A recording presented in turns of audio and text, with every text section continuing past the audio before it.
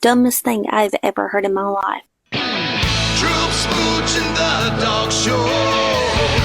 Another new episode is coming on tonight.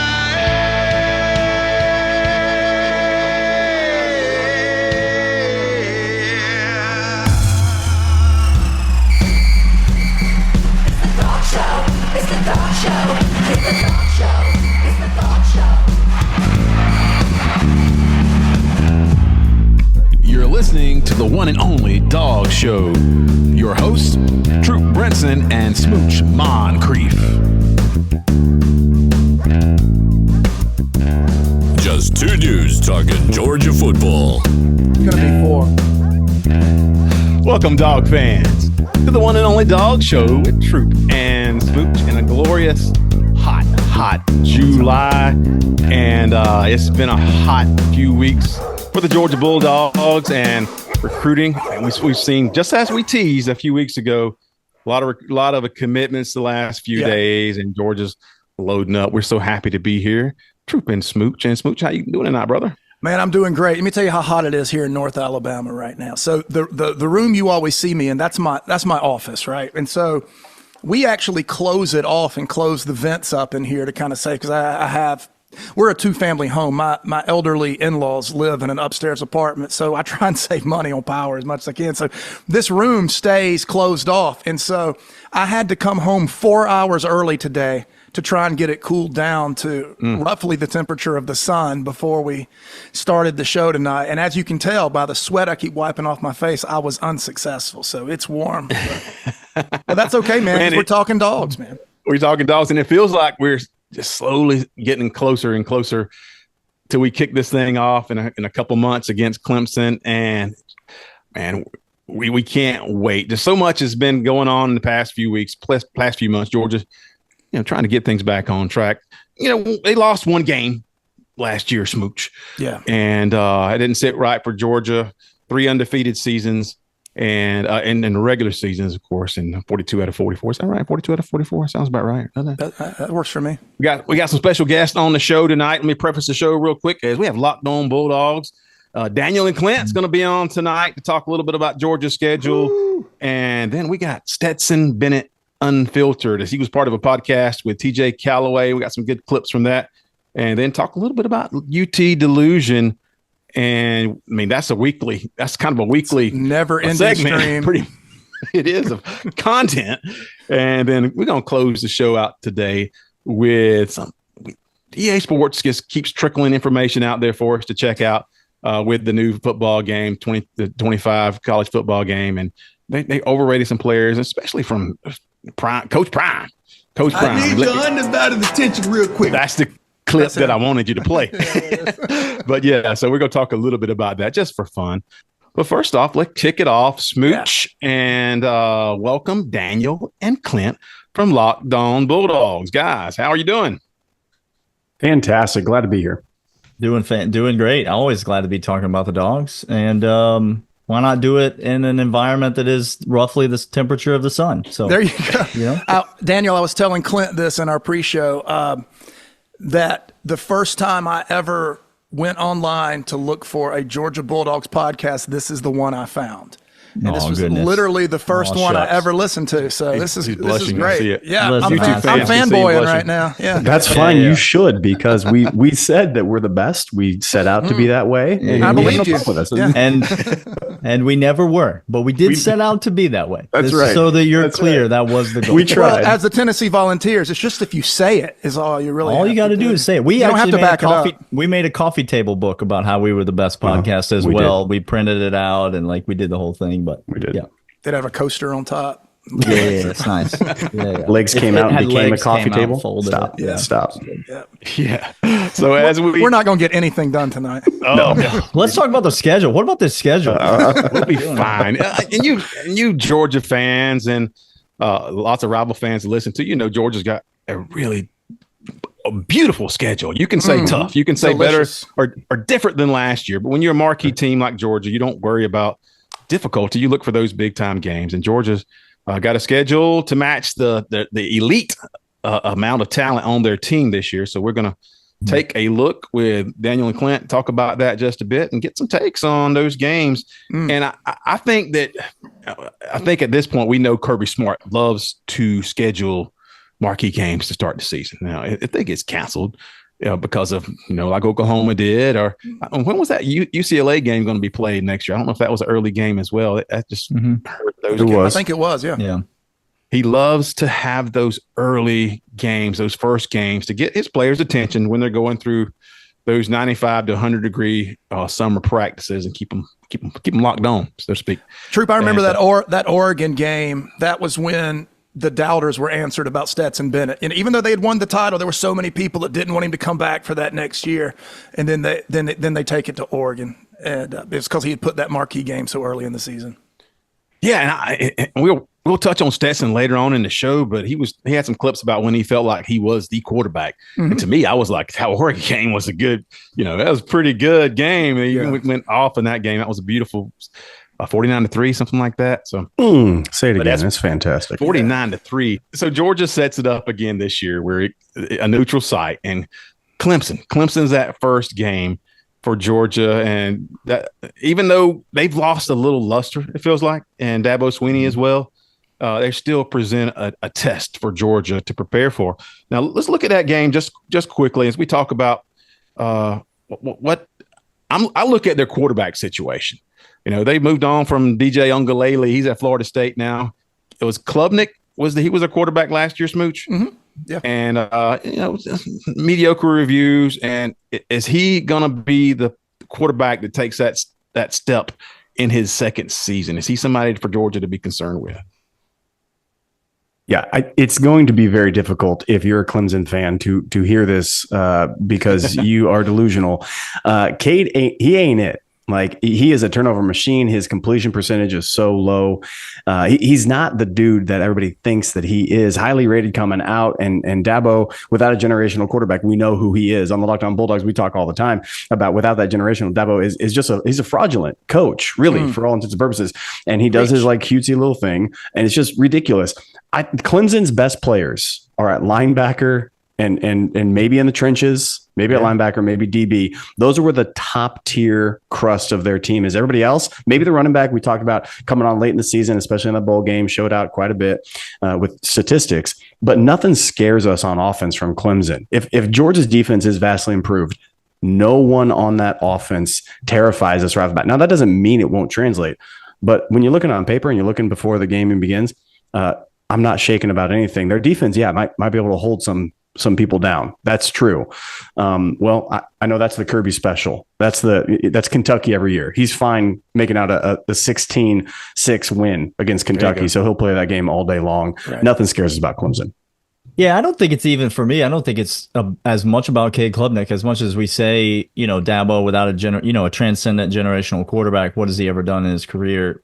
All he's done is Clemson, and so as much as it's about that, to me, Clemson is Clemson when they have elite playmakers on the edge. It's the Justin Rosses of the world that make Clemson, not the Trevor Lawrences to me. And that's why I actually don't put a lot of the blame for last year on Cade Klubnik. I think the offensive staff is in shambles because Clemson's lost coaches to other jobs, obviously, on the offensive side of the ball, and hasn't shown the ability to replace them. And I think they've lost elite playmakers on the edge. And so that's why the offense doesn't scare me. I do think the running back is really, really good.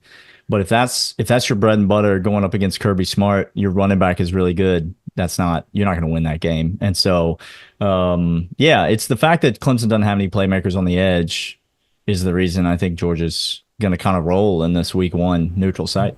And Dabo's not going to be able to run out of the tunnel at the neutral site game, right?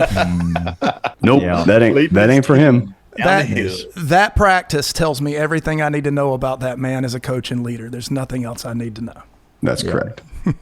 Yeah, and for you folks, obviously we're talking about Deshaun Watson and Trevor Lawrence, and we do think that Clemson benefited from those top quarterbacks, and now we're seeing, because Clemson does have they say Clemson has a kind of different philosophy in terms of recruiting. And that's been bearing itself out just a bit, but I think Georgia should feel just fine again. And it is really the defense, Clemson's defense. That's the thing you got to enjoy. And Kirby Smart, of course, is fine winning 16-6 and it doesn't matter. But I got a feeling that Beck and Bobo and those guys are going to come out and put some points on the board. It's the ideal opponent because it's a huge name without a lot of huge threat. It's just the name, and so it really does set up. It's a good test. But just to see how good the Dogs are, I'm not really worried about the outcome. Yeah. That's the main thing. Gets your players' attention and gets them focused. So maybe they don't get caught, speeding or whatever the week before.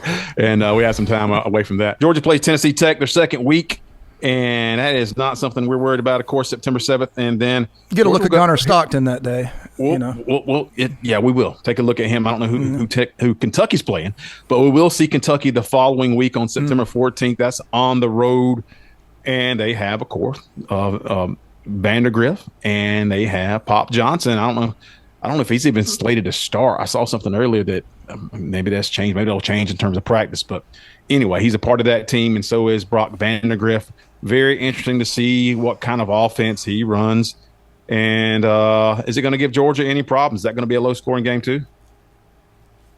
I think Kentucky's going to be a lot worse this year. I mean, I think Kentucky's going to take a step back this year. I think Stoops is one of the best coaches in the SEC. I've got a lot of respect for him. I like what he does. I like how he gets the most out of all his players. And we made a lot of jokes on our podcast about Pop, and he just lost his job. Like, that's just the fact of the matter. He really did. Say what you want. He just flat got run out of his job by a true freshman 4-star named CJ Allen. And that's what happened. And so now he's in Kentucky. And I mean, good for him and good for Kentucky. Kentucky's going to be better because of him. It's not like he's a bad football player. It's not like Brock Vandagriff is a bad football player. I expect Vandagriff to export a lot of touchdowns and import some wins for Georgia this year as well, as we like to say. But I don't think there's anything on Kentucky's roster around those names that Georgia fans obviously know. I think they lost too much talent. Stoops does a great job of recruiting, but it's just like Missouri this year. People are predicting that Missouri's going to win. I know they're not on Georgia's schedule. Kentucky is to me just like a Missouri this year. Mm-hmm. They've been on this up and up, but then you lose all this talent, and you retain a couple guys, and everybody thinks that trajectory is just going to continue. I don't know if you can just reload at Kentucky. So, a road test for sure. So that will make me go, okay. I'll be there, and so it'll be interesting to see how many Dog fans are there. It'll be interesting to see how many Dog fans are at Kroger Field. But I like Georgia in this one. I mean, I think we both do. Yeah, we both do. Kentucky's defense is going to be a lot more stout than people realize. I think Kentucky does have some players. They always do. Again, this is Stoops. We have a lot of respect for Stoops. He's going to coach fundamentals, technician, understanding it, and the defense is always there. Linebackers always there. Somebody does come up all the time, which is why maybe Pop is having a hard time, maybe even rumored to be on the playing field, because they do load that out. Vandagriff, I think, is going to show Dog fans why he is not at Georgia anymore. He'll be running for his life. I think he does that far too often. He tucks and goes, and man, it's going to be fun. But yeah, I think we cruise in that game. I think that with Vandagriff, you rarely see a transfer quarterback come in and light it up year one. It's just not something that normally happens. And just like you could make except for Jamie Newman. I mean, there you go. Came right in. Pretty big success story there. Yes. He is that dude. That felt good. Oh man!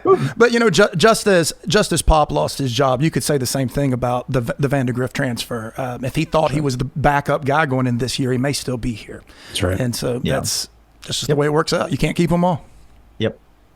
And we it's going to be interesting because we want to see him perform. It's just not going to be for the red and black. We want to see what he's got, and it'll be against other teams that he can maybe have an opportunity to shine because he's going to get lots more snaps, of course. And then Georgia has an off week, September 21st, and that is positioned very well for Georgia as they head to Tuscaloosa that next week, the 28th. Alabama Crimson Tide, and Alabama may or may not be the toughest game on Georgia's schedule. It could be. In my book, it's still that game. Georgia's still trying to exercise some things and just get past it's the post-Saban era So that's that too. But that Alabama Georgia game, that's the biggest game of the season from my standpoint. And my question about that game that I had written down is that we saw Milroe last year. We saw Georgia give him a little bit too much respect in their matchup in the SEC championship, I think. And we saw how he was limited in certain ways and how he maximized his abilities. But we got a full year of tape on him now. Mm-hmm. I mean, Georgia, not just Georgia, other teams too. So is he going to be that dynamic quarterback they need to have to beat teams like Georgia? And my other question was, is their secondary legit? Can Georgia expose their secondary? What you guys think? I think Milroe is a dynamic runner of the football. I've never said anything besides that. He is dynamic with the ball in his hands. Does he make reads and does he anticipate well? No. Does he have a cannon arm? Yes. Is he physically a freak that is cut from granite? Yes, he is that. Does that sometimes in the history of UGA cause us problems? Hello. Yep. That has been a nemesis of ours. Does that come again? I don't know if he could hit that magic one more time, as he's already hit that magic a couple times. He has progressed. I truly believe that. But what's weird to me is that is not Kalen DeBoer's quarterback of choice. If you look at what Kalen DeBoer has done with quarterbacks in offense, that's not the quarterback of choice. That's somebody else's quarterback of choice. So can the system fit with what he's doing? I don't know. I think he's talented. I think he's good. I think he gives us fits, and he scores a couple of touchdowns on busted plays or catches a couple of guys in a very, very tight window with just luck of the arm. Is he an upper echelon quarterback? No. Can he still beat us? Yes, because he is. Luck of the arm. I like that. Keep going. That's exactly right. And I think as well as the defense, the secondary is suspect. They've lost a ton of people. They're going to have a lot of revamped players. And, this just in, I forgot, we also lost the coach over there because now he's over somewhere else in a different sort of situation. He's on our sideline. And so I think development as well as talent, when you drop those off, you have to, of course you do. It's the SEC. It's college football. You can't say, oh, no, we're better. They didn't have a great defensive back room last year. They had a good one, not great. A couple guys slipped. I think they are suspect. I think that's where you attack them. You don't attack them up the middle. Their trenches are always there. You attack them through the air. I think we're going to have success there. I'm just going to quickly disagree with my co-host, Clint. I actually think Jalen Milroe is going to be a really good quarterback this year. And we have a year's worth of tape on Jalen Milroe, and Jalen Milroe has got a year's worth of offseason to get better and develop. And so I think probably the biggest mistake SEC fans are making this year is equating Kalen DeBoer's inevitable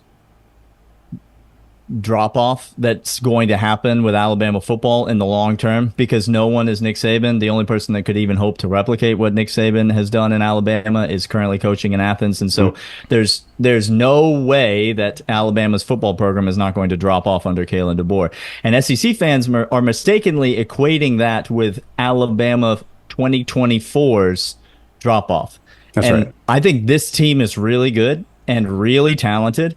And the fact that Caleb Downs isn't there anymore doesn't mean that they're not going to win a bunch of games. So, yes, they lost some great players. And, yes, they're not recruiting at nearly the level that's going to inevitably lead to their demise.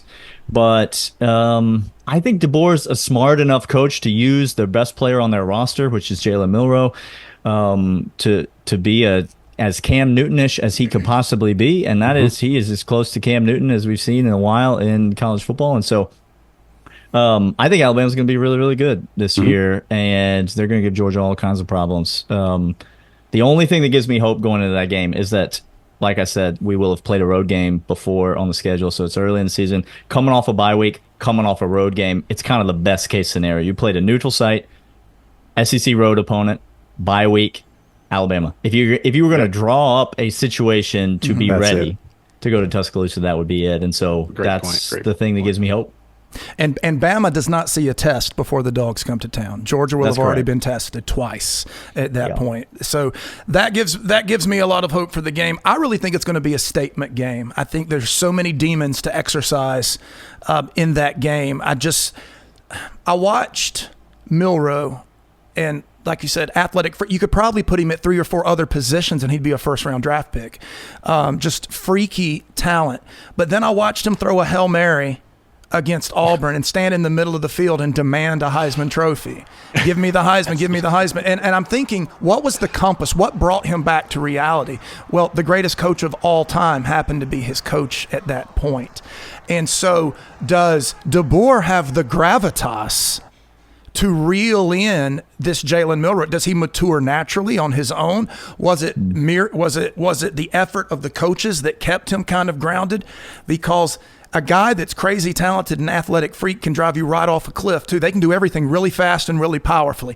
It's just a matter of which direction they're going. So does Milroe take the next step without the best coach that's ever been there? We say this all the time on the show. Alabama has to figure out how to lose Nick Saban and get better. They were already experiencing some culture problems. Nick Saban even brought it out. And so they need to get better. They need to get better as a culture, and as that the talent is there. Yeah, they need to get better. Can DeBoer do it? We'll see. You know, he may ride on some of those coattails from Saban with recruiting right now. We'll see if he can coach in the SEC, and we'll see what happens regarding his results and how he goes forward with that. Very interesting, and I think it's going to be obviously a great ball game in Tuscaloosa. DeBoer's proven he can drive someone else's car. Right. I mean, his only recruiting class, his only team that he did all the recruiting on was Sioux Falls. Right. He's 2 years at the other places. And so he's proven he can take what you got and really drive it. And so I think to Daniel's point earlier, the drop off is not going to come as soon as people think, because you've still got you've got a Saban product, and you've just taken a step back at the lead position, but that's still a great team. And one thing we do know, True Brinson, they can get up for Georgia. And guess what? Which 2 years we play them? This year and next year. Like the first 2 years of Caleb DeBoer's tenure. Like that's when we'll get it. And then we won't draw them again for like 10 years or something in the SEC. So really, as we finish up talking about Bama, the thing about, and I kind of go back and forth on Milroe, because players that in their second year, if they are that dude, you're going to find out. That second year is so big in terms of leading an offense and being comfortable and coming into your own. If you're that dude, then you'll find out. And so it could go either way with him. And I think he's limited in some ways, and we'll see if he can read the defense, or we'll see if he takes another step up and propels his team to championship level. It'll be interesting to find out. Yep. And so after that game, let's see what we got. Is it Auburn next? Is that what's It's the iron. It's the iron month for us. I don't know what you call it. But you got the Iron Bowl into October. Yeah. And Georgia does host Auburn October 5th. And we even had Auburn on the delusional index just because of comments about from their fans that they are really real Peyton Thorne believers. They've even got a nickname for him. He's Vanilla Vic. Because he can do it all. He's in the second year as well, and they have all these young receivers who they're hinging a lot on their offense. And so, what do we think about Auburn? Is Auburn going to give Georgia a test at all? I mean, it's still Auburn, right? I mean, the recent history has not been great. But I got this one. Please do. No, Auburn is not going to give Georgia a test. But let me say this. It's not Peyton Thorne that scares me. It's the head coach that scares me of Auburn. And so you saw last year that man came in to probably the worst situation. I mean, obviously the Harsin deal, and like what Auburn was in a dumpster. And it was so fun to watch from a Georgia fan perspective. Beautiful. And he took the least talented Auburn team I've ever seen in my life.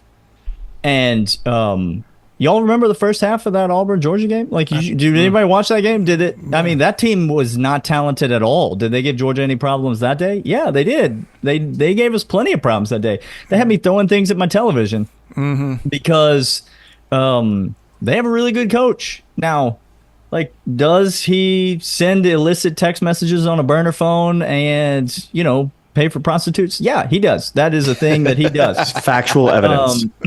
But he's a good Christian man, and he's a good football coach. That's a good man. Things that Auburn wants you to know. is a good Christian man. We're all human. Bought some prostitutes for his team. And I saw the blind side. I know. He's really good at football coaching. That's what scares me about Auburn. I do think he's going to get the most out of that team. And so in Athens, Georgia's going to win this game comfortably. But I'll just say that. From my perspective, there are going to be a couple moments in this game where you're like, what the heck is happening? This is awful. This is terrible. And but we're going to win the game comfortably, but it's not going to be fun the whole time. Got it. Love it. We're not at Jordan Hare, so I'm fine. That's his take. Well, that's great. Are you not a Vanilla Vic believer, Smooch? Are you? I am not a Vanilla. Is someone going to surprise you this year? I'm sure he's going to surprise because he's got offensive minded people around him, and he does have some interesting pieces coming in. So there will be surprise, but Troup and I will be at this game, and we're blacking it out. We're doing it. Soldier Boy. Absolutely. Right. Last year, speaking of a game that you win comfortably that wasn't fun to watch, one of the games we caught last year was the UAB game.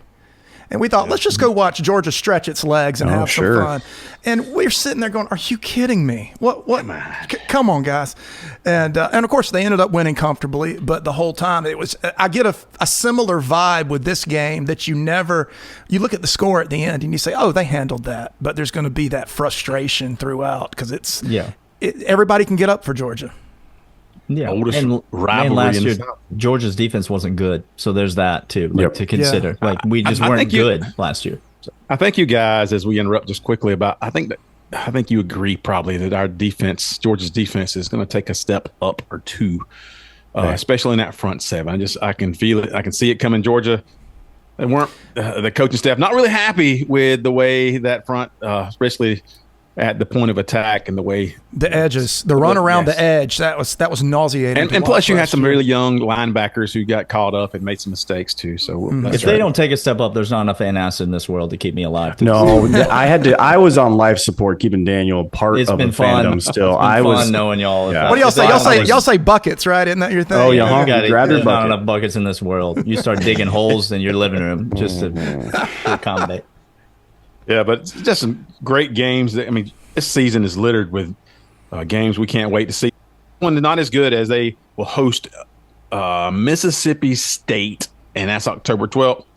I think we don't need to discuss that one. Georgia should have went that handily. Mississippi State, not very talented. And but we will move on October 19th, and that's the Texas game. Georgia travels to, one of the big places to play college football. And that's a game that everybody's got circled. We're looking forward to that ball game and what Texas brings to the table. And plus, it's just a game that has rarely happened.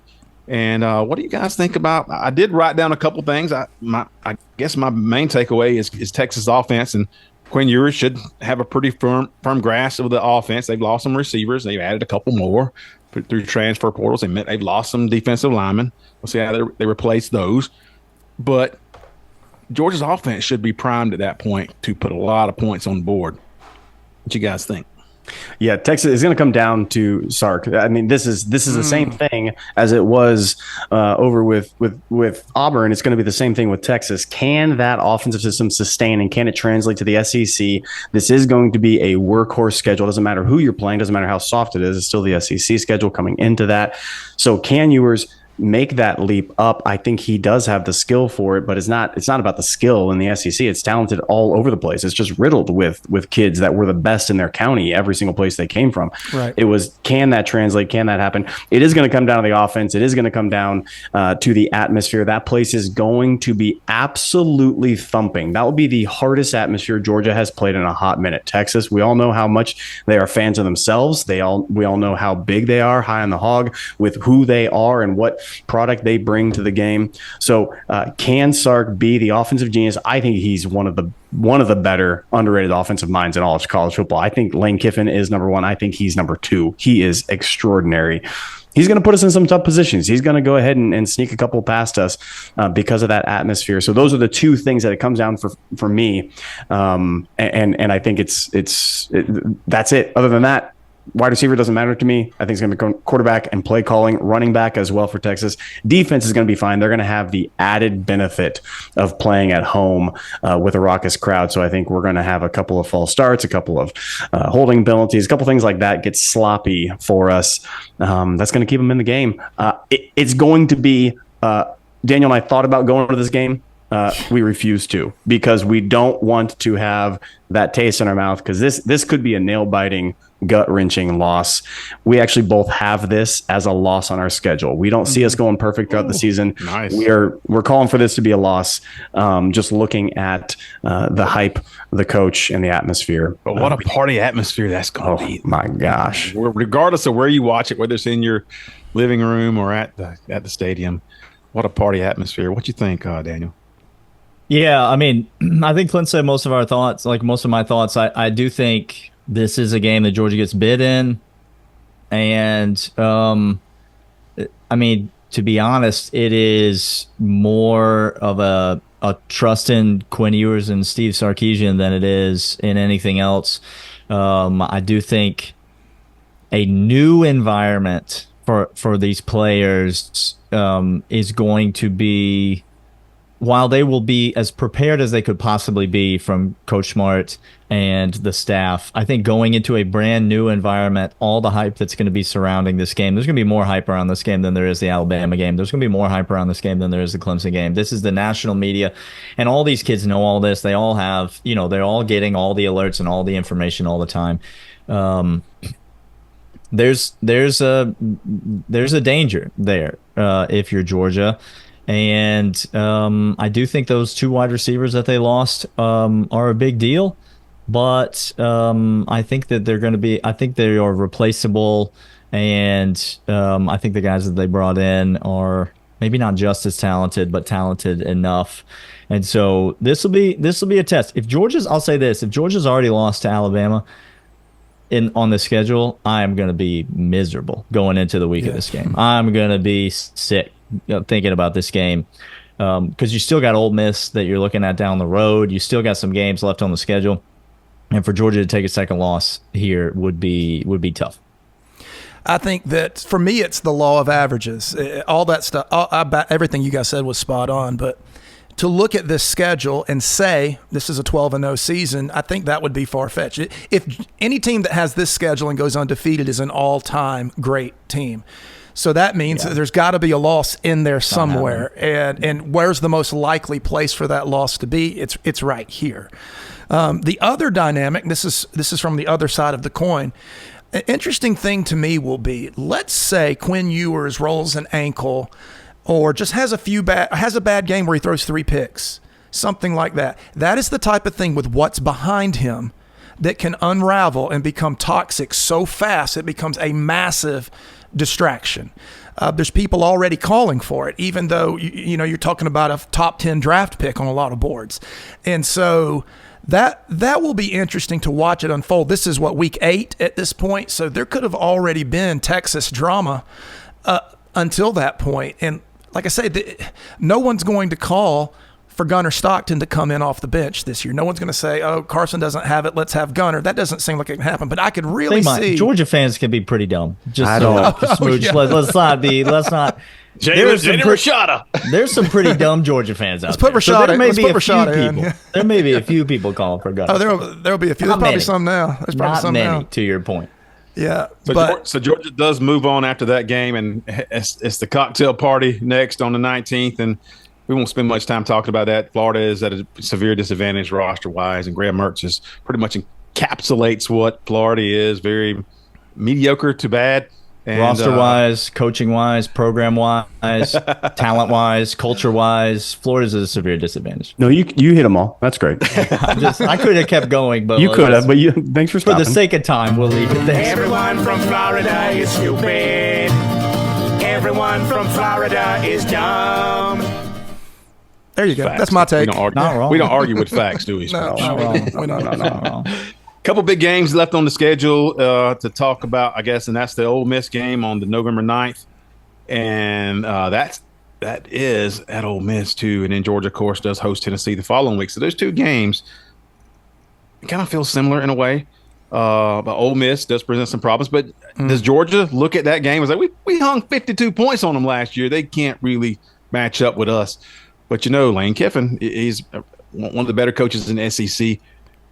We don't, they got a lot of transfers in. We don't know how that's going to translate. What you guys' thoughts on the Ole Miss game before we talk about Tennessee? I think if you look at what Kirby Smart does, Kirby Smart takes away your best player, nullifies him, and says, sit in the corner while I take everybody else out. Best of his ability, unless that is a quarterback that is generational. CJ Stroud is that quarterback that try as you might. You could tell he was the best quarterback in that draft based upon that game. Ole Miss don't have a CJ Stroud. Okay. They don't got anybody that upper echelon. They don't have that. Lane Kiffin is, I think, the most creative offensive guy. But if you look at what Ole Miss does, they run power more than anybody else in the conference. They run the ball at a clip that people think Lane Kiffin, they think air it out. No, he picks his spots to air it out, but he is running the ball. He's running tempo. He's getting to the line. He's trying to overmatch. He's trying to get you to overplay to one side. So if I look at our defense and what we are gifted at this year, I think we have depth all along the defensive line, and we have linebackers that are now erasers. Smile Mondon, CJ Allen, anybody else you put in, Raylan, can go toe to toe. They're erasers. They're made more in the likeness of Nakobe Dean than Monty Rice. We love Monty Rice. He's fantastic. He was a sure tackler, but we got dudes out there. So I think if you're looking at that game, it's not going to be a shootout. It is not going to be 45-49 in the Grove. That's not what's going to happen with that game. I anticipated maybe 17-28 is more to my liking. I think the Dogs do come out on that. But I think if you just look at war of attrition in the schedule as well as 4 quarters against Kirby Smart, it's cute, it's gimmicky. Kirby can figure your offense out. He can get there. Okay. It takes breakdown. It takes exceptional players and the upper crust. Justin's gone. Some wide receivers come in, some running backs come in. They think they have incredible running backs now with the loss of him. I just don't see it. And transfer portal, that's good to fill gaps, not to fill all the gaps. They filled all the gaps with transfer portal. Great. And I think defense, they got some dudes, by the way. Last year, they had an incredible chaos rate. They had incredible QB pressure rate for Ole Miss. I think some of those guys are back. I do think they take a step down on defense, though. Still good, step down, which is not going to keep it up for Georgia. So I have us winning this game. And Ole Miss and Mizzou have more in common than not in common. Interesting. So just to clarify, Clint, you said Ole Miss is going to be worse on defense this year than they were last year. That's correct. Georgia is going to be better on offense or worse on offense than we were last year? We went ahead and improved in a lot of categories. Yeah, and how many points did we score last year at all home? Them I was just all them points. Recently said to me on a podcast that I was a guest on, and I can't remember what the number was, but it's a lot of points. And so, yeah, you go out of Athens and you go into the Grove. Sure, you got to factor that in. So maybe Georgia only wins this game by 35 this year. Like, I don't know what the number is, but like Georgia's going to score a lot of points against Ole Miss. And Ole Miss is going to score some points against Georgia. But to Clint's point, I think the thing that Ole Miss does best is the thing that our defense is going to be equipped to stop the best. So, awesome. Love it. So when I moved to North Alabama years ago, my next door neighbor was Monty Rice's father. Come on now. That was pretty cool. That has nothing to do with what I'm about to say. That was just a point out brag. That's fine. That was a point out brag, man. That was a point out brag. But I have a philosophical problem with Ole Miss. I love the coordinator. I love the coordinator they call head coach, and their pieces are intriguing. But I do not like the transfer to the SIP. All of those things. You can put the cherry on top in the transfer portal. You cannot lay a foundation in the transfer portal because your transfer portal is going to look like your foundation is going to look like Swiss cheese. And that's to me what Ole Miss is. It is not. There's not a culture that has a talent base that emanates upward from it. It is a collection of castaways with a lot of talent and good 40 times converging. And I don't think in what makes college football so great, the camaraderie, the team type of approach to games, especially if you're a Georgia fan, I don't see that as being valued highly at Ole Miss. Yeah, and looking at that schedule, Ole Miss, it can trip you up, but that's the game that we look forward to and we feel like, okay, we're going to score some points in this game. They're just historically, we're going to score some points in this ball game. So that's the way I look at it. Now, I will say the last marquee game that we're going to talk about, and our schedule is wrap this segment up, is the Tennessee game. And that's a game we look forward to just because of the fans, just because of the week leading up and the weeks and a year afterwards that we play Tennessee, because it's always so much that's when we cash in receipts and talk, because they're going to be built up, Smooch. They are. Oh, yeah. They're going to take in Georgia down. They're coming into Athens and beating Georgia. Nico is the Heisman winner, the best They have quarterback. the best player in all of college football. That's never started a regular season game. They haven't. Can't argue with facts. That's right. Can't argue with facts. We already said that's just science. So, So that's the question. And the question is, and we brought it up before, with Tennessee, it looks like Kirby Smart has figured this out. And plus the talent that Georgia has on defense kind of negates what Tennessee wants to do offensively and put you in bad spots and spread you out and then run the ball. And Georgia doesn't have to get put in bad positions. They're good coaching staff and good athletes, right? But Nico, the other part of that is Hendon Hooker was a really good quarterback, and Milton really wasn't, even though they touted him to be the next in line for Josh Heupel, who was, a savant as a coordinator and all. And like you said, again, he's a coordinator playing head coach, we think, with a gimmick offense. But will Nico be able to sustain this year? I mean, he's got incredible talents. We've seen him play. I mean, he looks great. Physically, can he hold up and can he produce the way they expect him to this year? I mean, I think this game comes down to the number 2. Is this the year that Josh Heupel, the greatest offensive mind that college football has ever seen, is able to put together a final score that starts with the number 2 against Georgia? And so, that's going to be... It's going to be a real test, coming into Sanford Stadium. Can he get out of the teens? That's going to be the challenge for him. Unfortunately, I think Georgia's going to score a lot more than 21 points in this game. And so I don't think even breaking that 20-point barrier that Heupel's never been able to break against Kirby Smart is going to matter. But yeah, I mean, I think you bring up valid points about, Nico and his ability to sustain, not necessarily even because of this kid. It's just because of the nature of college football in the SEC. You're talking about a true freshman kid coming in and playing, his first year, full season in the SEC. And now you're talking about week 11. Is he still going to be upright? I mean, you can say that about pretty much any quarterback in the SEC. Right. You can say that about pretty much, you can say that about Jackson Dart. You can say that about Carson Beck. You can say that about, it's a tough position to play. And especially when you don't have the savvy and the veteran insight, know-how. You haven't been through it before. And so we've listed a lot of great offensive minds on this show so far that Georgia goes up against. And in this game, by contrast, they go up against Josh Heupel. And so I think that pretty much sums up my thoughts on this game. But do you guys remember? Do you guys remember that one time that Tennessee beat Georgia on a Hail Mary? Do you remember that? Because Tennessee fans do. They do remember that. Do you remember that time Butch Jones looked down at his shoe and he saw don't talk about the shoe. Don't talk about the shoe. He saw a cross on his shoe and he knew. He just knew, guys, that they were going to. It was ordained. It was ordained right there. Break by break, man. They threw that Hail Mary and it's glorious. Nico's a good quarterback. I actually do believe in his talent. I think he's a good quarterback.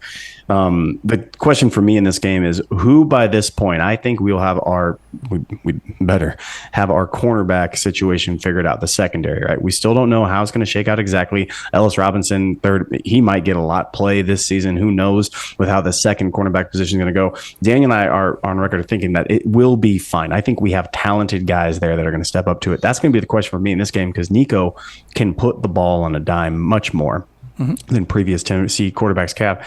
And Heupel's offense is a two-read system. We change his name. It's pronounced Whipple. Whipple. Like you're blowing out a candle. Whipple. That's right. We change his name quite often. And Caitlin over at Alabama is just crushing it so far. We really respect what Caitlin's doing. We think that his offense is a two-read and then tuck and go offense, right? If the first read's not there, then you kind of bomb it to the second read. It's much more gimmicky than anything else. It works with run and gun. It works with some other lesser disciplined teams, not with Kirby Smart.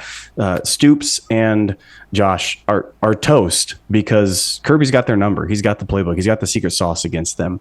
I think Nico does, in fact, get a couple of touchdowns because of his skill in this game, and our cornerback situation might have something to do with that. But that 14 points might be the top. Is this the year Squirrel White becomes a star? that we've been waiting for it for a while. Well, if it depends what Twitter you're on, but boo. That sounds like a horrible Friday night. Right. Depends on what Twitter you're on. I tried to get a feel for Nico in the bowl game. What was that, Iowa that they played, and get a feel for Nico. And Nico is a one read and run in the bowl game, and against Iowa, he took a lot, and I mean a lot of hard hits, doing it all with his legs. There's a good chance he's not on the field consistently unless he learns to throw the ball. He is an uber athletic guy that's been the best athlete at everything he's ever done his whole life. And so telling someone to take your number one attribute and put it second on your list is sometimes a hard thing to teach. And so right. I can really see a long, even if he's on the field, I can really see a beaten up kid by the time this game rolls around. I think that in the game, he comes out, he has a couple of, we get him in a 3rd and 7, he drops back, runs for 45 yards. I see that happening a couple of times, just some odd things like that. But Georgia, and we're actually got Coach Hayes coming on the show in a few weeks to break down how Kirby defenses Tennessee and the way they roll in and out of those coverages and zone and all of that. So exactly what you guys said. I just feel like Kirby has the number. And the one thing Hoople has not done is adjust. He hasn't really evolved. It's his system or bust. And so. Yep, that's a game I look forward to. It's just so much joy in that game and before it and after it. And we'll wrap it up there. Georgia Tech does come to Athens later. But even they still got football. Even Brent Key trying to step up coaching to Georgia's level and say that he hates Georgia and he wants to. Anyway, we're not worried about Georgia. It's adorable, though. Seriously, so much fun, and what we love these type schedules. And the great thing about this schedule this year, guys, is it flips around and we get those home games next year, 2025, and that's going to be wonderful. So excited, folks. Daniel, Clint, tell us where we can find you. Tell us about your social media and Locked On Bulldogs. Yeah, at Dawgs Podcast on the artist formerly known as Twitter, and you can find the show Locked On Bulldogs wherever you get podcasts, YouTube. You can go subscribe to that if you're not already, and yeah, we just goof off and talk about Georgia. It's nothing special. Don't get your hopes up too high. That's not. No, listen, I really appreciate what you guys do. I've listened to you. I think the first show I listened to, you had like the guys from Auburn, like Locked On Auburn or something like that on years ago. I think that was the first. I think y'all got into it about. Yeah. That was one of my favorite episodes. I got mocked relentlessly for saying Stetson Bennett was better than any quarterback they had. And they're like, you really know Stetson? I said, yeah, I'm fine with that, y'all. I'm okay with our dude. Yep. And they were merciless on me. And it was so much fun messaging back. Beauty of college football. It was. I listened to that in a tanning bed, and it was you guys had me hooked. Well, I feel like we have such an weirdly intimate relationship now. Like, I just wanted to bring you in on it, so it wouldn't be creepy. He overshares sometimes. We have a large. We'll be seeing you guys. Like that demographic of tanning bed, and our podcast is just growing by the minute. Yeah, love it. Number one Georgia podcast for tanning beds, for sure. Love it. Daniel and Clint from Locked On Bulldogs. Thank you so much for coming on to the Dog Show, guys. Have a great night, and we'll talk to you soon. Thanks for having us, guys. All right. And we do appreciate Daniel and Clint for coming on the Dog Show. Yeah, one of the things when you're putting together a show, Troup and I are, one of the things that differentiates our shows from many others is that our show is entertaining rather than, just information, which is also good. We love those shows too. But Daniel and Clint are also entertaining. And so I was wondering how well it would balance out when you had four of us on one show. But man, those guys are masters of their craft. It was a beautiful segment. Yep. Loved it. We'll move right along, though. Let's a couple more segments to go as we going to talk. We kind of happened upon a podcast yesterday, I think. Stetson Bennett was on a podcast with TJ Calloway. And he just said some very interesting things about his time at Georgia. And we just want to share that with you and talk about it just a bit. I don't know how you want to set this up, Smooch, or how we want to play this. Or how we structure it. I will. Let me take. I'm just going to play. I'll play two back to back. They're about 45 seconds because they're kind of related.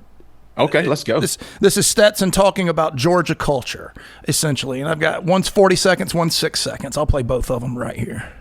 When you practice little things to be the best, it's not. I don't know. You don't really do it to be the best. You do it so that when the pressure's the highest, that's what you revert back to. Because you're going to revert back to something. Something's going to come up and you're not going to be creative in the moment. You're not going to be, you're not going to come up with an answer. You're going to revert back to what you've practiced or what you've come up with in the past. And it was, those things that you practice in your sleep or you day in, day out, that's what come up. And that's why at the end of the day, for those 2 years, no matter what you say, we did what we did because we practiced that way. I knew I was never going to find a place like Georgia again. And I think that's the best way to put it. Like there's nothing like Georgia in the country yet. And I love it because made my neck tingle. What's the secret sauce? Yeah. Is it just Georgia has got a good run of players? Is it Kirby Smart? Is it administration? Is it the Georgia brand, which, other schools will say some of that sometimes. Yeah. And think coaching doesn't matter as much. But Stetson told you the secret sauce is that they prepare differently than everybody else. And they have waves of talent. They can prepare harder than you do and not worry about people getting dinged up. But they prepare to have a default to when things get hectic and chaos and you get stressed. What's your default? What have you practiced over and over and over? And Georgia has a coaching staff that pays attention to that detail. Yes. And that is the secret sauce, and having great athletes too. Well, but other schools have great athletes. I mean, A&M had athletes right up there with Georgia a couple of years ago, and now they're paying a former coach $90 million or whatever it is to make him go away. No, so Troup, I was listening. So Troup and we're still neophytes in the podcast business. And so I was listening to a podcast of all things about podcasts and and what's the secret sauce, as you just said, for podcasts. And you know what they said? It's just hard work. Work harder than everyone. Whatever you're doing, work at it. There's a few little tricks and a few things you can learn, but just work at it. And that's what Georgia does. The one thing that Kirby can do is surround that team with coaches with relentless energy and an unending commitment to detail and doing things absolutely right. You and I have both coached kids sports before. At the end of a practice, you're letting it get sloppy or you're letting it get loose. That doesn't happen on the UGA campus. There is no moment where excellence is not absolutely demanded from every coach and from every player. And it's hard work. And then you have a walk-on quarterback that wins back-to-back titles for the first time in history. Because he's built that way mentally. And we've said this before, you can bring the best athletes in there. It's that evaluation and coaches who can figure out, okay, we're going to put this guy through the grinder. We're going to find out what he's all about. That's through all positions. And the guys who come out, those guys that come out as killers at the end, those are the guys Georgia can depend on. Because like we said, when we say you find players you can depend on late in the game, that's what it means. What's your default? When things get a little bit nuts, if your default is doing things the right way and the way you've been coached, then because they're going to be sensational athletes to begin with. And so Georgia does that. They identify these top players and they train them, and then they just get the best out of them. And Stetson Bennett just he encapsulated that to perfection right there. So good words there. We got a couple more clips to talk about with Stetson. Yeah, this is Stetson Bennett on the TCU. We're not going in chronological order. We're going in order of which one's more fun to talk about. So here we go. This is Stetson Bennett, TCU national championship. And they ran their defense. They got them there, but it was gimmicky, and eventually you're going to have to line it up and come see us. Our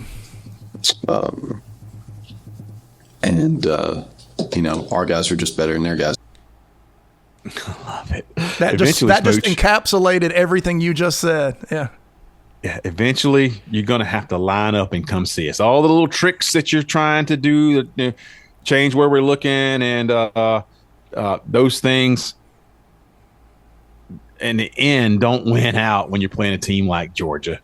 And so that leads perfectly into the next team that is another gimmick type team who eventually they have to line up and come see Georgia. And Georgia's proven over the past how many years to be the big dog and the team that just has it all together. And they can embarrass you when that happens. And you'll hear in this, Kirby's teams know how good they are, and they take it personally when another team wants to skip a step and claim to be better. You'll hear it in this clip. Everybody was mad. Like, the fans were mad. I know the team was mad, but it was like the audacity of Tennessee Volunteers to be ranked number one. It was so perfect. The audacity. Oh, yeah, I hated it. Oh, man. It was perfect. Perfect storm. Y'all showed up in a big way. Yeah, they weren't. I think they knew pregame, too. I think they knew.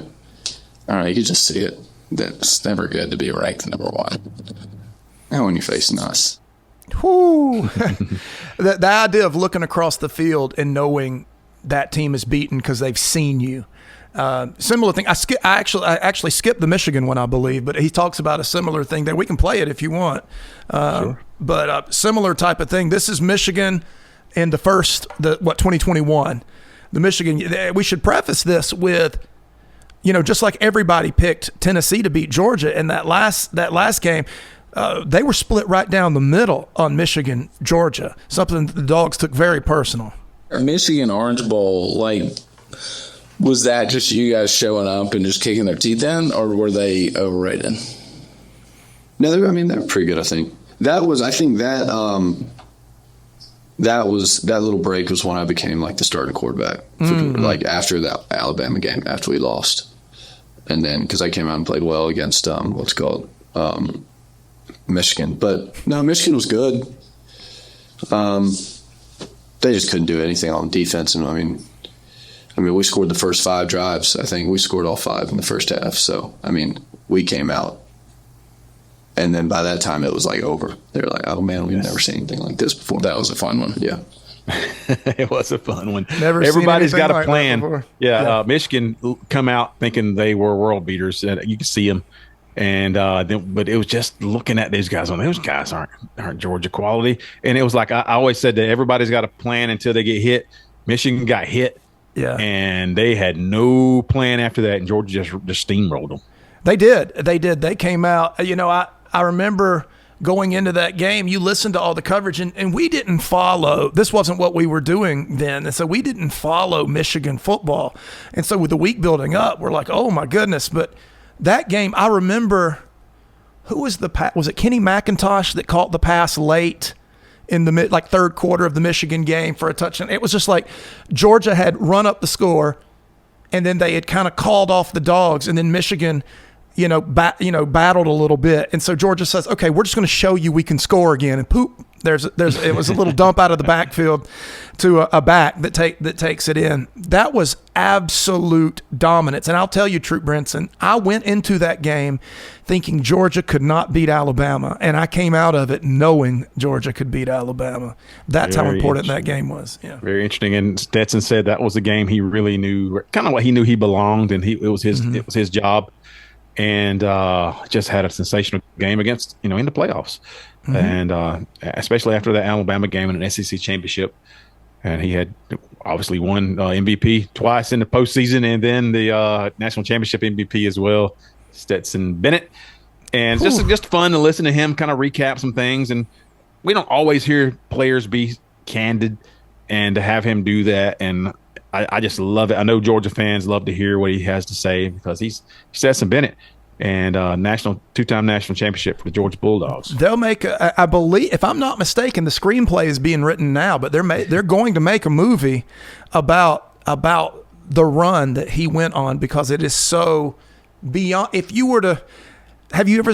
I'll see if I can find it for the show, and if I can, I'll put it up here. Stetson Bennett saying he's going to play quarterback for the Georgia Bulldogs when he's like 7 years old. That's right. Seen it. And and saying he's going to do that, all the things he dreamed of doing. Preferred walk-on, comes to the team, leaves the team, transfers away, comes back, told he's the third guy, ends up starting against UAB. And, he was an afterthought to us. I could not figure out why Carson Beck wasn't in that game when JT Daniels couldn't go. And then Stetson showed us all why he was in that game. It was an amazing run. Yep. And he talked a little bit about Tennessee. We want to talk about something we saw on social media, Smooch, as Tennessee kings of delusion, and sometimes just not really knowing what they're talking about. I mean, it's one thing if you have a grasp of the information you're talking about, but you just have delusions of grandeur. Tennessee has that too.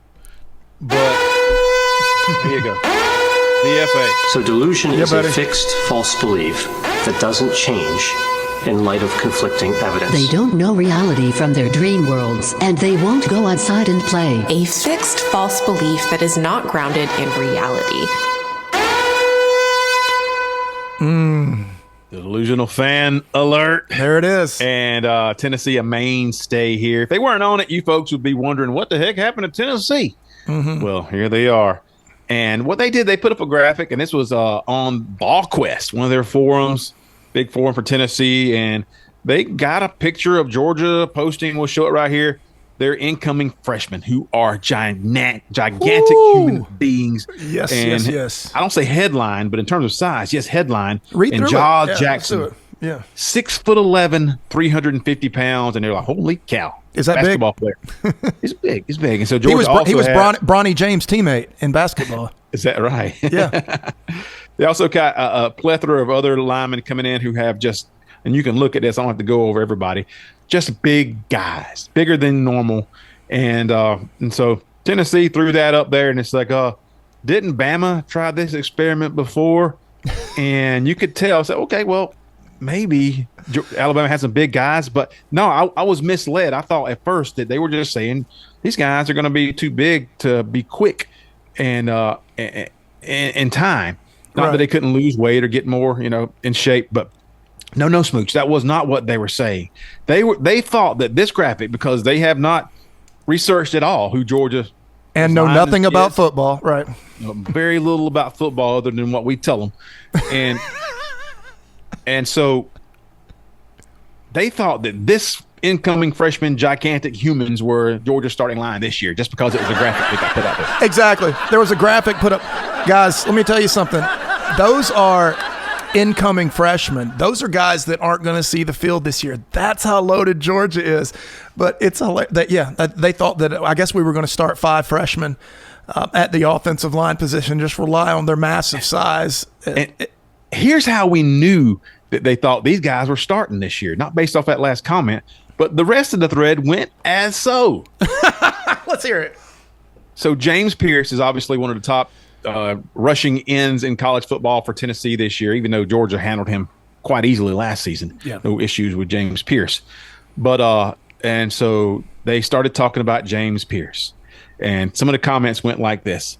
Kirby tries to copy everything Nick Saban does, and he is a day late and a dollar short on this one. Speed kills, and having big, slow linemen blocking for a quarterback that doesn't move is a recipe for disaster. I'm assuming he's talking about Beck, because who else would he be talking about? James Pierce is licking his chops right now. James Pierce will be in the NFL when those guys play. Yes, definitely. Another comment. I pray they line up a 6'10", 350-pound dude against Pierce. Oh, they're doubling down. Okay.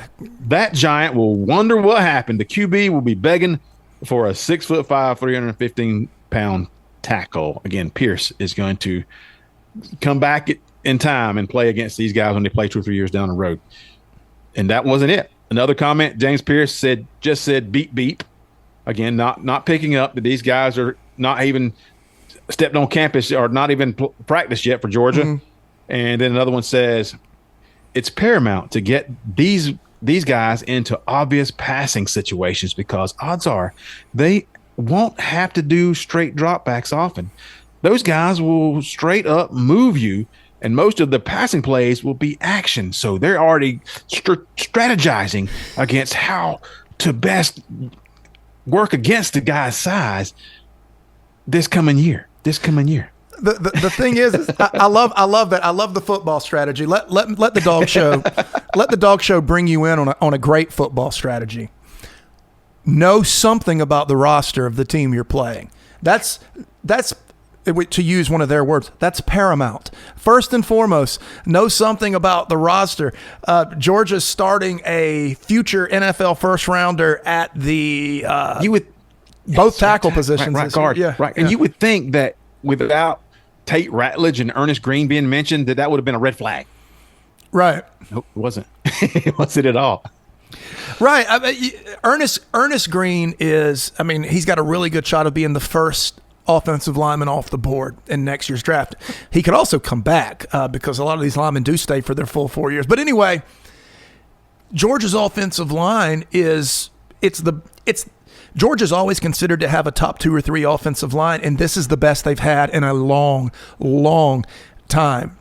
So the fact that Tennessee fans who claim to be rabid for football have no idea about any of that it's just Tennessee is a walking, living caricature of itself. They never cease to deliver. They never cease to delusion, Troup Brinson. Right. And it's one thing we talk about overvaluing your players, and we all do that to some extent. We all think our players, these guys, next new guys up are going to be special, and the guys we have that are returning are going to be special. But Tennessee, all they know is about their players. I don't say every Tennessee fan, but I don't encounter many of them who can converse intelligently about football. And it's kind of similar to what we find out about USC as well. USC is kind of similar to Tennessee. Should know better. They're in the SEC conference. Right. You would think they'd know a little bit about football through osmosis, but they don't. It would happen. They stay on our Twitter page enough that you think they'd pick up a few things. I can't believe they can read all our posts. That part's amazing to me. They must Google it or something. It's always fun to talk about Tennessee and the delusion, the DFA delusional fan alert.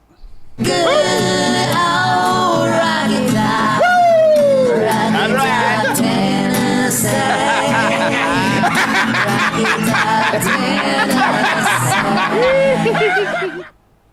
Right. One never gets Tennessee old. For that beautiful content. They are the gift that keeps on giving the Tennessee Volunteers. When Florida can't step up and be adequate or be even in the conversation, Tennessee is there for us, and we appreciate you guys so much. Thank you, guys. Lovely. I will say as we close this show out, it's been a good show. I do want to talk about EA Sports as they continue to give us a little information here and there, keep us talking as that game's going to come out in about a week, Smooch. Yeah. And everybody's kind of waited with bated breath, but they did release some more rankings and their top 10 rankings. And I don't know how much video game developers know about some of these intricacies and the talent level, or if it's just marketing. I do know that as Georgia's highest rated player on there, Tate Ratledge is guard at 95, and that's fine. He's a good player. That's maybe a little bit more than he needs. But they did rate the quarterback position, and Georgia did get a 93, which is the highest quarterback rating on there.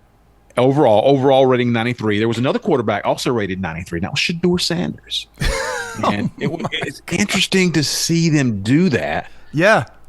As Shedeur, and we've said it before, behind a porous offensive line and just lack of talent, he could be that guy who thrives when you put more talent around him, or he could be just showing you flashes here and there and have no, there's a lot of questions with Shedeur. They have given him a 93. And not just that, they gave him the highest awareness. ranking of 98. How many times he get sacked last year? 52 times, Troup Brinson. Is that got anything to do with awareness and holding the ball aware too long? Aware quarterbacks get rid of the ball, Troup Brinson. They do. They have an internal clock. They have a plan. They have a plan B and a plan C. And 52 sacks does speak to your offensive line and your offensive coaching to that too. It does. Your offensive coaching. If you got a bad offensive line, your coaching can mitigate that in certain ways, with the extra tight ends and blocking and rolling you out. But anyway, his awareness 98. So he is rated as a 93 overall, just like Carson, but he is actually ahead of Carson overall in terms of just where they rank, in terms of the other intangibles, in terms of EA Sports as the number one quarterback in 2024. Yeah, and just for some perspective, guys, Shedeur had a respectable season. He threw for 3,230 yards, 27 touchdowns, 3 interceptions, but a QBR rating of 63.1, which is good enough for about 56th nationally. If you were to take his stats, Troup, and drop them into the SEC, now I want to be very clear here. I understand Shedeur did not have a good offensive line, but he also did not play in the SEC. They didn't play anyone. As a matter of fact, here's Shedeur. Brad, before I go any further. I'm undefeated in the SWAC. So the SWAC. I already know what the expectation comes with. I know where everybody's Super Bowls. Everybody's Super Bowl. Just focus on any bowl would be great for Colorado. He misspoke there. He's everybody's homecoming, not Super Bowl. That's it. Right. That's it. Everybody's homecoming, not Super Bowl. But if you take these numbers of his and drop them into just the SEC, he comes in right in between Graham Mertz and Brady Cook. Now, there's nothing wrong with Brady Cook as a quarterback. I got no problems with him. But we're not talking about assured first round, top 5 thing. We're not talking about 98 awareness when we talk about Brady Cook. And we talk about Graham Mertz. That guy plays at Florida, so he probably has no awareness. But my point is, where is this ranking even coming from if it's not just, well, Dion said it, so it must be true. And it does have people talk. I mean, you and I are talking about it right now. Right. So maybe that was the. Yeah. They're just trying to capitalize on the hype, and a lot of people are want to play as Colorado, I think, and so they want to give them some marquee players. Travis Hunter, also a sensational athlete. Absolutely, plays both ways. He's rated as the number 1 wide receiver, and we don't. He's a great defensive back that plays wide receiver too. So they have him rated as a number 1 wide receiver, even ahead. And that's a crime. Burden at Missouri, right? Yeah, and I don't for my money, there's not a better wide receiver in football than Luther Burden. We were convinced for a little while we were getting Luther Burden in Athens, and the idea of Carson Beck throwing to him just makes my head spin. But no, it isn't. It is. Let's let the numbers speak, guys. Last year, Hunter had 57 receptions for only 721 yards. That's a 12-yard average, and he had 5 touchdowns. Those are respectable numbers. How respectable? That would put him right behind Squirrel White. Squirrel White. There is your Squirrel White. I knew I'd get him in there. And let me tell you something else. I'm not doubting his athleticism. I'd love to see him do a workout. Can't wait to see him run the 40. But for his career, he's averaging 11 yards a reception, Troup. And now listen to this. Listen to this. Do you remember Brock Bowers' longest plays? I mean, there's one that's 73 yards against Kent State. Some long plays that shows you're a deep threat. In his career, Hunter's longest touchdown is 47 yards. That's his long. And he averages 11 yards a reception. This is the guy, 720 yards, 12 yards a reception, and we, or EA, I should say, thought he should be ahead of, say, Luther Burden, the great Squirrel White.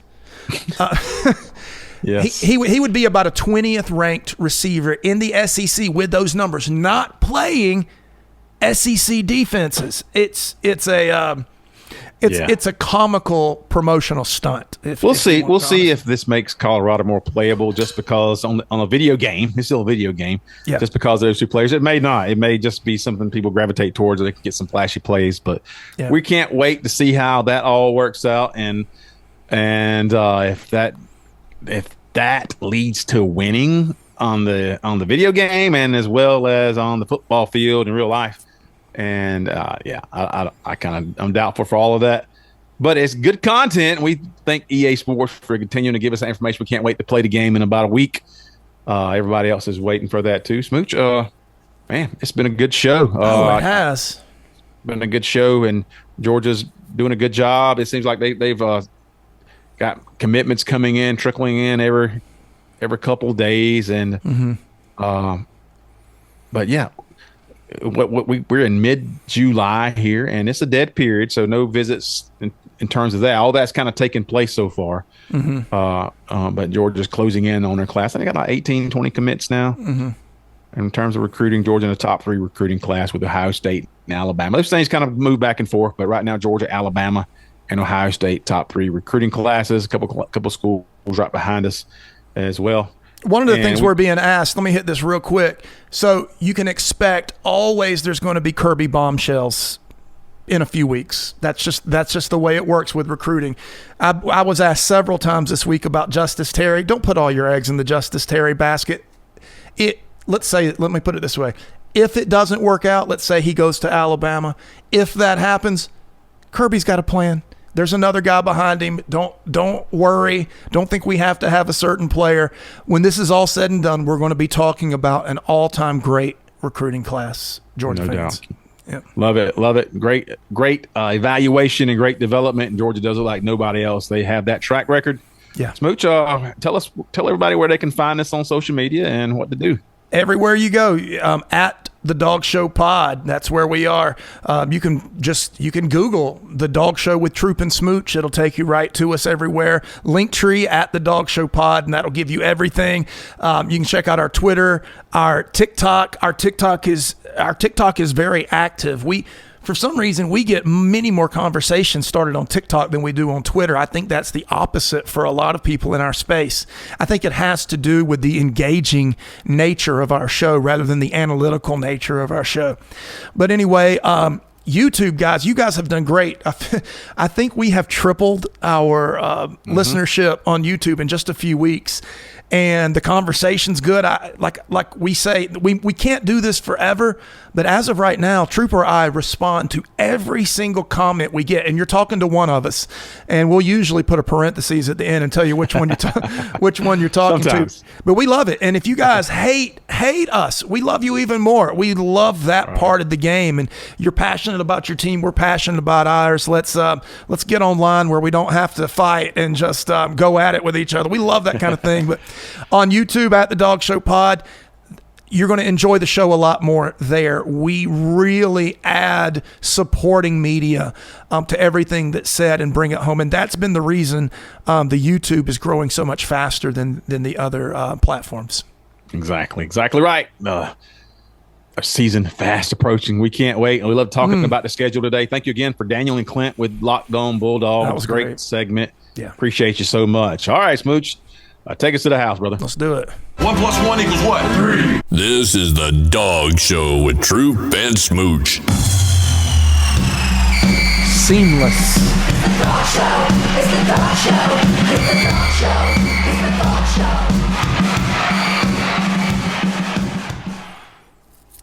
Show. That was tight, brother.